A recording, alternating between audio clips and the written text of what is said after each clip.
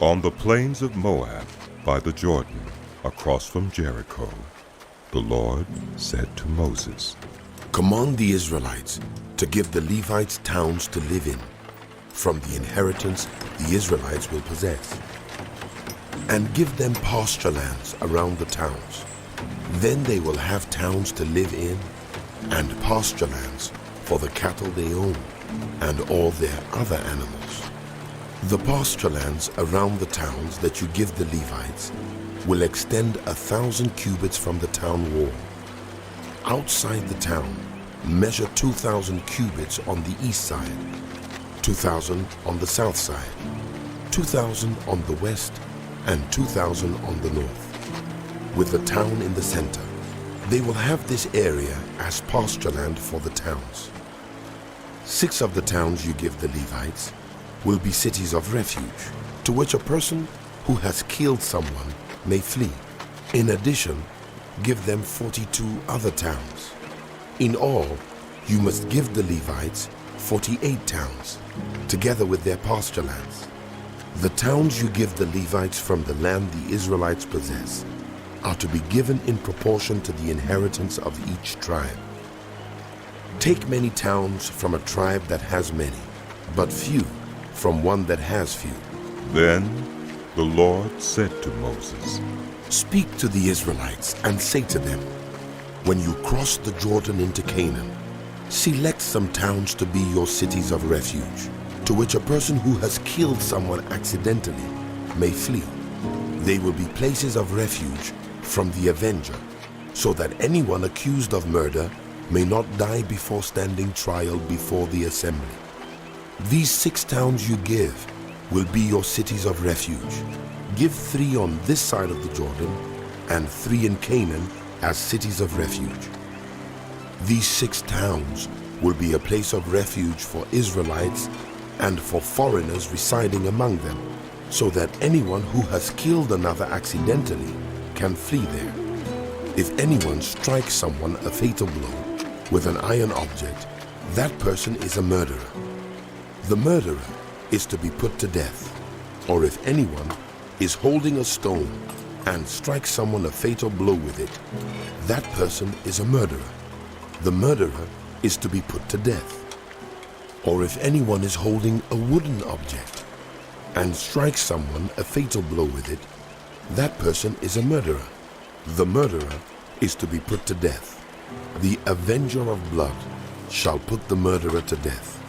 When the avenger comes upon the murderer, the avenger shall put the murderer to death.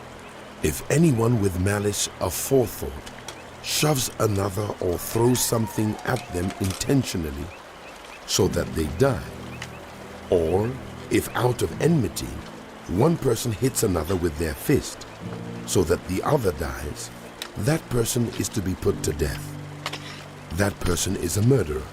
The avenger of blood shall put the murderer to death when they meet.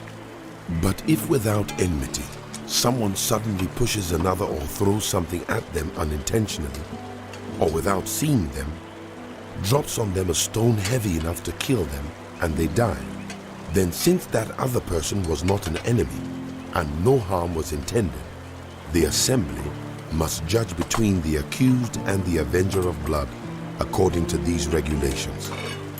The assembly must protect the one accused of murder from the avenger of blood and send the accused back to the city of refuge to which they fled. The accused must stay there until the death of the high priest, who was anointed with the holy oil.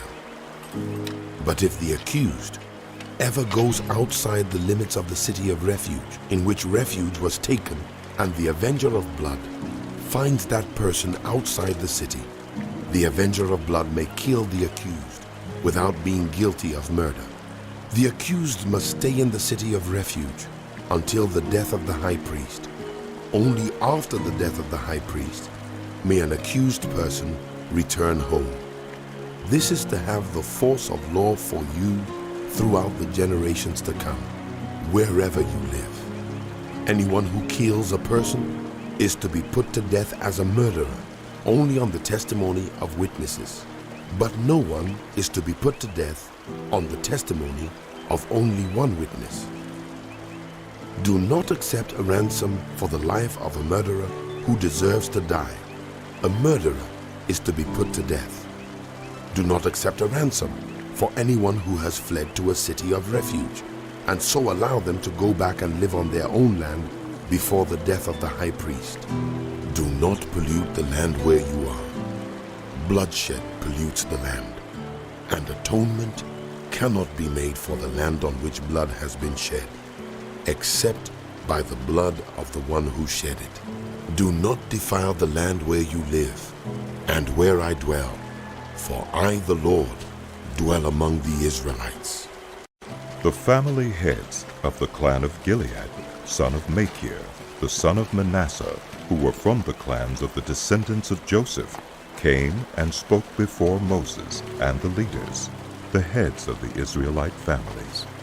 They said, When the Lord commanded my Lord to give the land as an inheritance to the Israelites by lot, he ordered you to give the inheritance of our brother Zelophehad to his daughters.